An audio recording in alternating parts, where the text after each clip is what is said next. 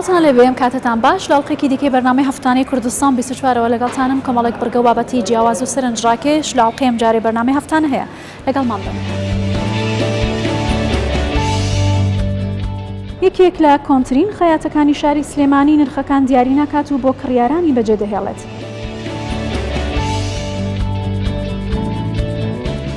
لە ئاکرێ بە شێوازی کۆن ڕۆنی زەیتون دروست دەکرێت.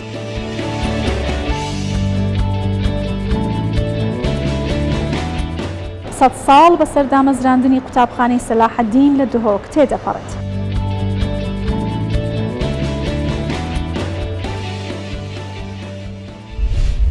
پەیمان ئیبراهیمی گەنجێکی خەڵکی شاری بۆکانی ڕۆژهەڵاتی کوردستانە ئەو نیگارکێشێکی گەنجە کە وێنەی سروشت و کەسایەتیەکان دەکێشێتەوە. ئێستاش فێرگەیەکی کردوتەوە بۆ هۆگرانی نیگارکێشی جگەلەوەی کە فێری وێنەکێشانیان دەکات باس لە مێژووی کەسایەتیەکان و بەرهەمەکانیشیان دەکات.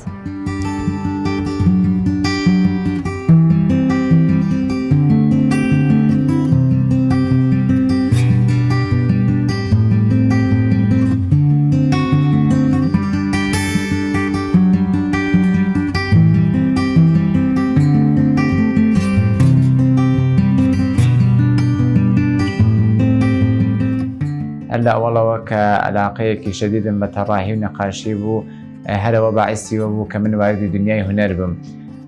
لا دوراني من الرهنمائية ولا أول الرهنمائي مسابقاتي كي نقاشي شروع بو لمدرسة كبعنواني يقدر على النقاش روجي طبيعات يقدر على النقاشي بكشينه ومن ك هر هيس نظرية كم نبو كل مسابقات يشترك شركة كم هاتم لو مسابقاتها كتم بهليكا لو هنا خوم نشاندم ككاركم بخلق نشاندم هاتم نقاشيكم بروجي درخت ككيشاوا يقدر تهري انسان بو كلاي كي تهرك يقدر داربو لا كيدي كيقدر تهري انسان بو كهروا نردم بمسابقات شهرستاني كلام دردي سني خوما ولا مدرسه كارم دكير نردم بمسابقات من اول هنا ولا مدرسه كديتم بالي من اول هنا وتو اختي ساعتي كان زايزه قدامو كبو من زور باعثي أو بو شوكي بو كبلا من يعني شتيك دزانم كأوان زايزان بمن دا وتوني ما لو مسابقة أول بين ما هاتم لا سر تلوزين ولا دنيا هاي كي مزازي ومثلا شبكة شوار باب راس كاري ذكر هم روجة جمعة چهارشنبه بخش چهارشنبه نشان میده من لا چهارشنبه تاوري أو فيلم بوم كي باب راس فيلم بخش دكاته من بيبينم هاتم نروي أو زور كار هاي كم ذكر أصلاً كلاس وشنس هربو خوم تعامل شبكة شوار ذكردو وسائل كانوا مقربوا دي رأيي كارم ذكردو دم كيشاوا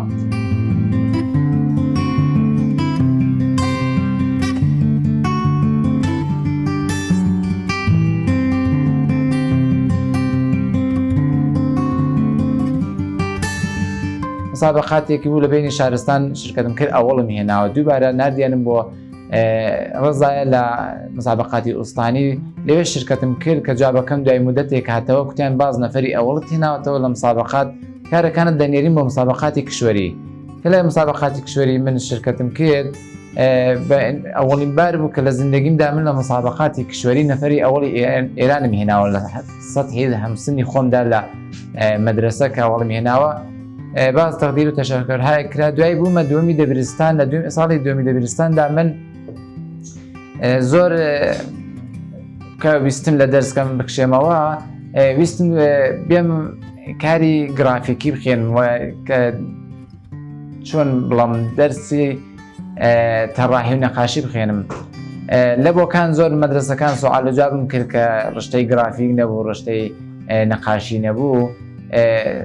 كتيان فقط لأسطان هي اللي بيبسيبوا لوي أو شتبخيني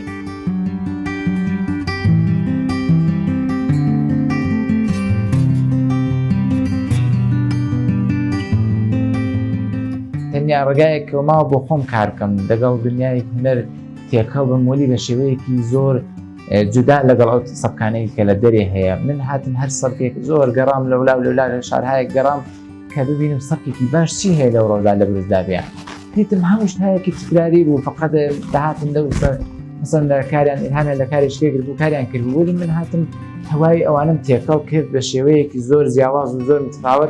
هاتم أو ترحانم بيكوا تركيب كدو بصورتك زور سادة مثلا شاكد دەهات لە 8% ئەوڵە من لە 12% شاگردم فێر دەکرد دوای دیتم تا بە کەمترین زمانێکش من شاگردە فێرکەم ئیشق بە هەر شتێکی بێ پێی دەگەیت چ بە ماشین بێت چ بە هونەر بێت چ بە نەقاشی بێت ئەکاسی هەر هونەرێک بێ من بە نەزەری من هەر شتێکی هەر عەلاقەیەکی عشقت بۆی هەبوو پێی دەگەی درەنگ و زووی هەیە ئەو کەسانێک کە دەڵان عشق پێی ناگەی درۆیە.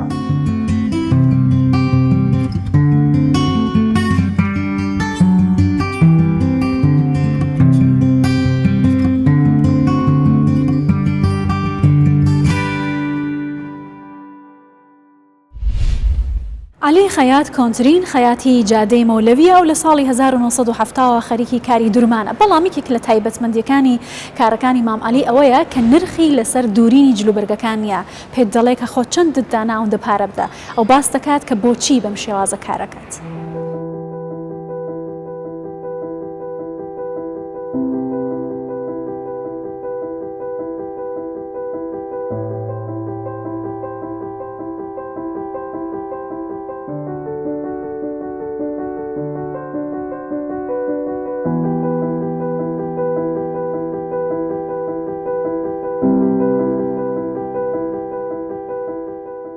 لە ساڵی هەفتا دەستم کرد بە خەیاتی کە وەک عەرزم کردی لەگەڵ ئەو کوڕانەی ڕەفیقمان لە ڕەش و حەمەڕەشی خوا لێیان خۆش بێ چوین بۆ لای بردمیان بۆ لای حەمەلیمەتۆش لەوێ و ئان شاگرد بوون لەوێ پێش من اینجا منیش چوومە ئەوێ دوایی کاکەمال کە شاگردی کە حەمەلیمەتۆش بوو دوکانی دانا لەمبەرەوە من هاتمە لای ئەو بە شاگردی فێر بووم لە ساڵی لە دوی هەفتا و دوو گیران بە عەسکەر بۆ مکەلەفی لە عەسکەری مکەلەفی لەوێش خەیاتی ئەی کە گیران بە عەسکەر ئەوسا میهنە هەبوو لیانە پرسی میهنە چییە ئێمە خەیات بووین ئیتر کەوتمان خەیاتین دوای تەدریبی 3 مانگ اینجا نەقلیانە کردین بەسەر وەحدەکانە من بەر فەوجی 3 لیوای 39 کەوتم لەوێش بووم بە خەیات لەوێشە هەر خەیاتی مەکرد هەتا تەسریع بووم.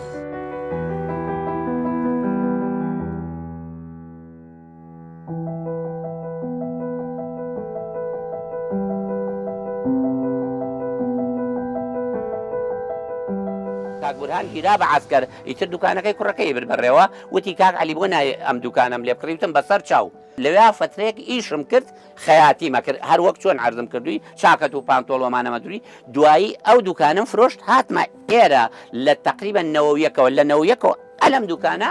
بەردەوامم ئیشی خۆمی تیاکەم.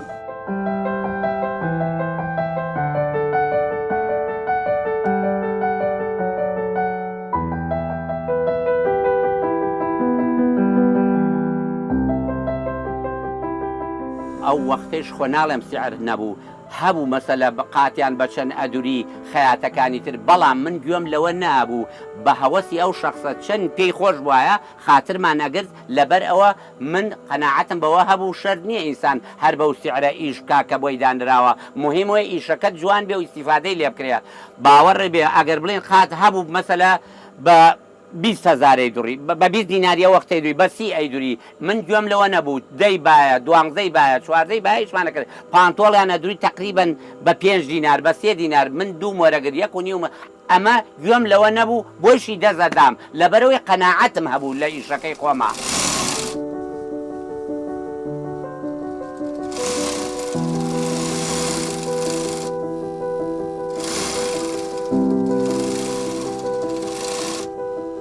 هەمویان پێیان خۆش ویان و خاتری خەڵکەکری و بەهۆی ئەوەیشەوە زیاتر مەحبوب بووم بەڕاستی زۆر کەس خۆشیشی ئەوێم ئەیشم ناسن لەبەر ئەوەیشە ئەنجا فەرقیشم نەکردووە بڵێن بۆ ئافرەت چاکم کرد بێ کەمم لێسەن بێ و خاترم گرت بێ بۆ پیاوی شەروا بووم بۆ ئەوانەی کە بڵێن کە فەقیریش بوو بێتن قەستەم بەخوا پێم وتون بڕۆ پارە دامەنێ.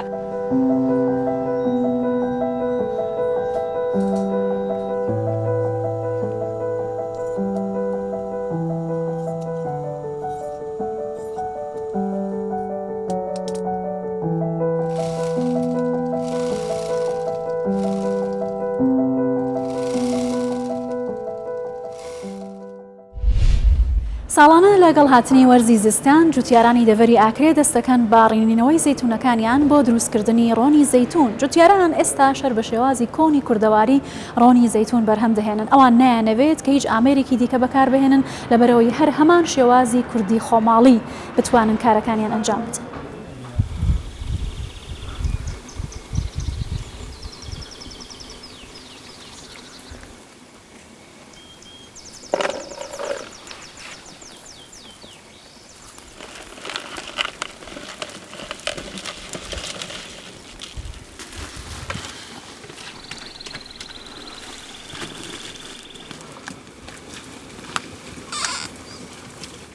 أبز شغلة تبينا في محسرة سری زستان دی دست بکن دی زیتون دا کتین کما زیتون دا کتان دهینین دی گبشین بس دی آب یا گرم بید هندی آب گرم بید دی جان زید دی گلک لیهید حتی مغرب دی سکوی حتی مغرب ایشالا 10 کیلو یا 11 کیلو 7 کیلو دی لیهین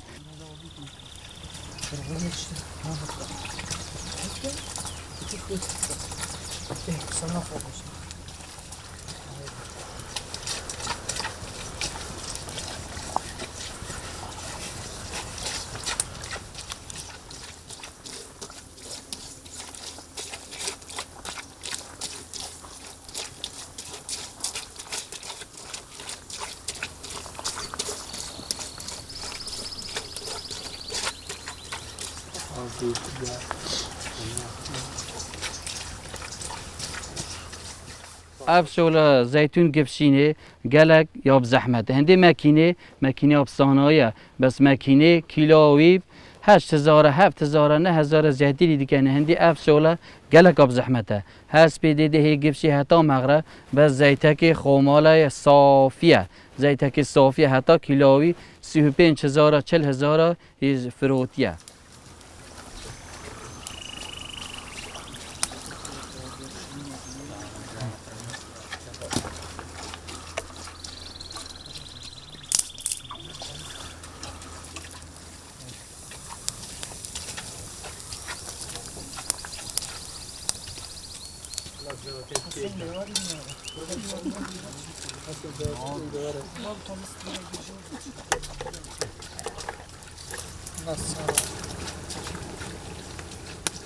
از زیت برای محصولات برهمینان زیت چی خمالیه سطاسات خمالیه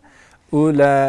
لعنت تندرستی و زوری باشه خلک چی زور داوالس از زیت هی که زور زیان لدره کردستان لیره لهم باجر کردستان تین لیره زیت ابن نکمل لگونده کدی زیت اینا نیره کلبم لیره درست کن زیت چی خمالیه باشه لبو صحت امروه لبو خوارنه لبو همش تشتچی بکلتتون زوری باشه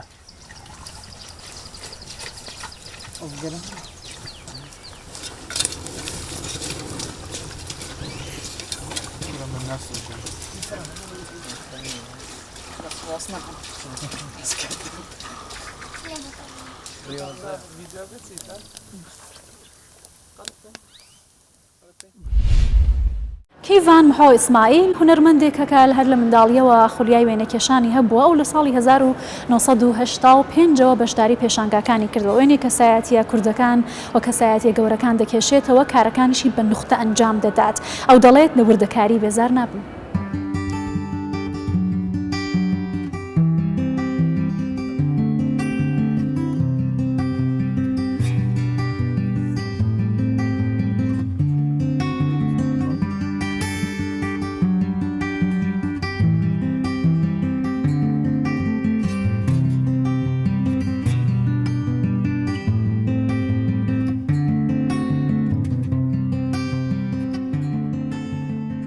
ام کار بیروکه کی 2011 به تمام ایشه کی کسایتی نادرکان به تنقید ایش بکم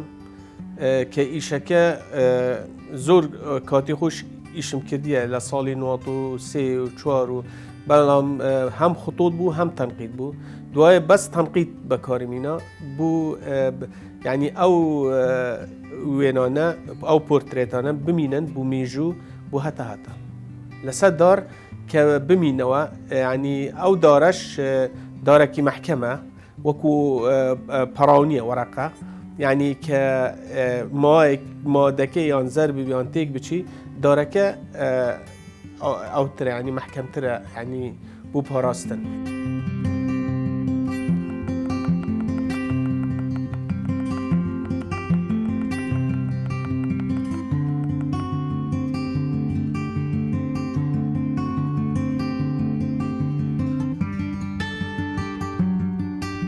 کساتی نادارکانی کرده وکو شاعرکان وکو همنه نالیه بیکسه قانعه هجاره یعنی او کسا نادارکان اوانه بو میجو کاریان کردوان منیش دموه او میجوه بمینید بو جیلی نوی یعنی او جیلا یعنی ئێستا نازانین مەلای جزیری کیە یان ئەحمەدی خانێ یان زێوەر یان پیرەمێر یان قانع دەمەوێت ئەوە بمینیت بوو میژوو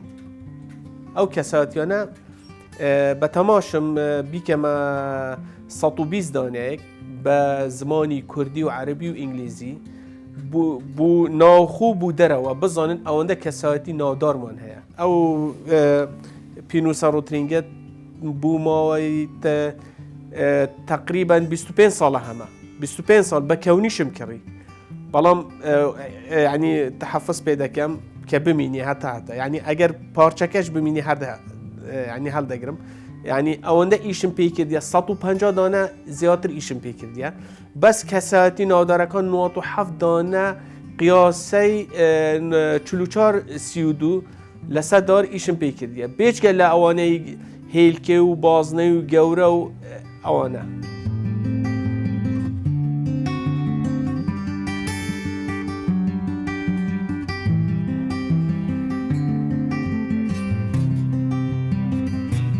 لە کارکردن جار هەیە 3 ساعت 4 ساعت لەسەر یەک ئیش دەکەم ئەو دەستە حرەکەی هەیە جوولەی هەیە بەڵام ئەو دەستە هەندە جار 3 ساعت جوولەی نییە دەبینم دەمار یعنی ئەوە دەکەم دەمار ئازاری هەیە و حتا چاویشم لە نزیک زۆر زەعیف بووە کەس بووە بەڵام هەم تەمەنە و هەم ئەو ئیشە وردەکاریە ئەو ویشە وردەکاریەش لە یەک پوینتی زۆر گشتکەترە ینی زۆر وردە ینی زۆر کێم کەس بتوانانی هونەرمەند ئەو تحملای هەبێ هەیە بەڵام کەم ینی کەس هەیە ئەو تحملەی وردەکاریە هەبێت ناتوانم بێ چاویلکە کار بکەم حتا لە ماڵێم هەیە لە ئەسنای دام ینی لە هەموو شوێنێک چاویلکەم هەیە ینی لە ناو بەرکم هەیە لەبەر ئەوەی چونکە لەبیر نەکەم جار هەیە لەبیر دەکەم ئەو ڕۆژە ناتوانم کار بکەم بەڵام ئێستا لە ماڵێ لە ئەسنای دام و لە شوێنی کار و لە هەموو شوێنێک لەسەر مێز هەیە.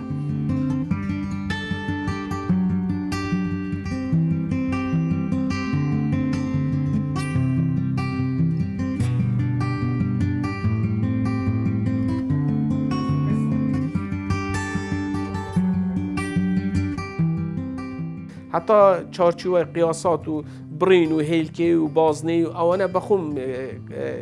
وەکو نەجاریش ینی دەستی هونەریە ئەو تشتانەشم هەیە تەحزیر دەکەم بە مادەیەکی سوبغەکی وەکو مادەکی زێریە کە دارەکە بمێژی دوای دەرمانێکی دیلێ دەدەم دوای ئەو دەرمانە بە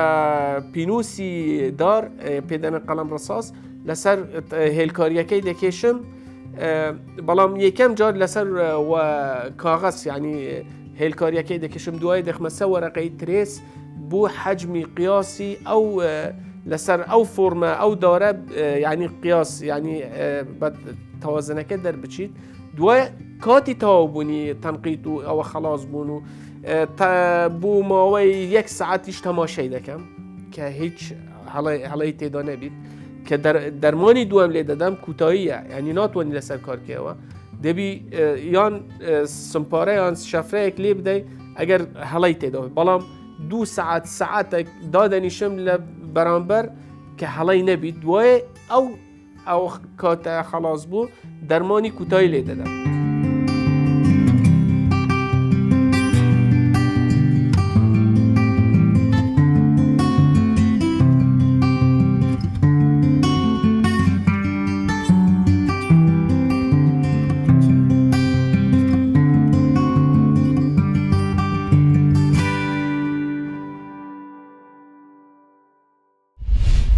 قوتابخانەی سەلاحەدینی بنەڕەتی کە لە شاری دهۆکە 100 ساڵ بەسەر دامەزراندنیدا تێدەپەڕێت یەکێک لەو قوتابیانە کە لە 60ەکانەوە لەوەی خوێندوویەتی ئەحمەد محەممەدە ئەو باس لە شۆنیەتی خوێندنی لە قوتابخانەکە دەکات دواتریش کە لە قوتابخانەکە تەواو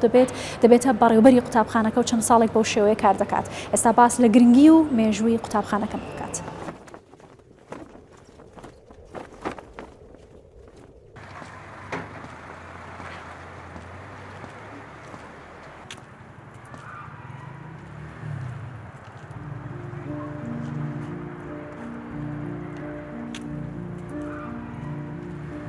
مامۆستا ئەحمەد محەممەد علی سعید ناڵبند بەنیاز من ناڵبندی بنە ماڵەمە چۆنی شێخ دێ باشی موفق إن شاء الله حال أحوالتها باشا ولا التصويت واجب بقينا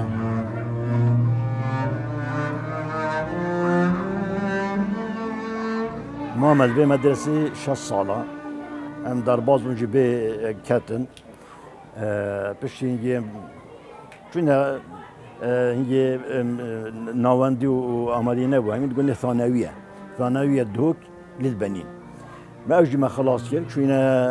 ملبند ماموستایان میسل ما خاند بوينا ماموستا بكلمة مدير مدرسة صالة حفتوي التعيين بوم الباروشكا سعديني از بوم مدير وان 4 سالة ما ملويري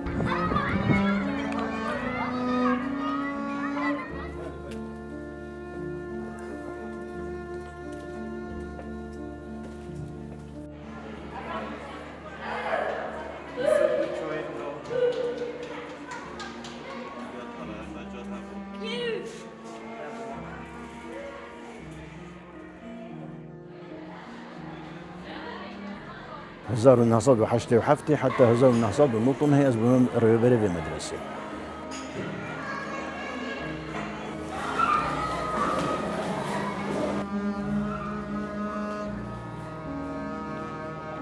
ثلاث صالة بيتن 2022 دبنا 6 صال عمري في مدرسة أفخان نجاد دبنا عام زيني وده أقبل قرنك جالك خلك دهوك في مدرسة خاندي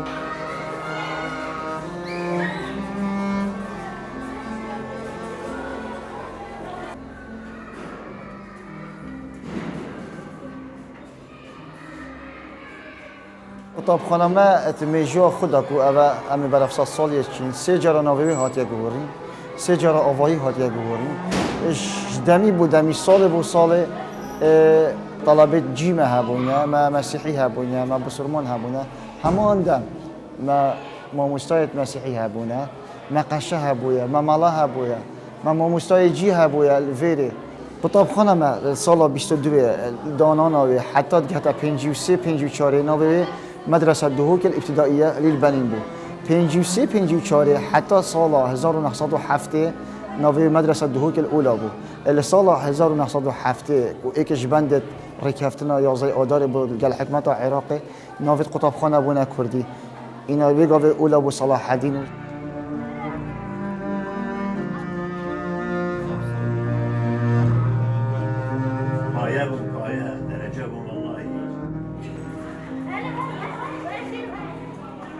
أبا مستعد صلاح الدين سيهي وسيوئك عولي نوبي شبو مدرسة دهوك الابتدائية حتى صلاح بنجوسي شوري نوبي مدرسة دهوك الابتدائية بو أبا قشايا أبا مالايا أبا وي چند ديارت كتن بيك فجيون الدهوك جلق قوي بو قشا مالا بيك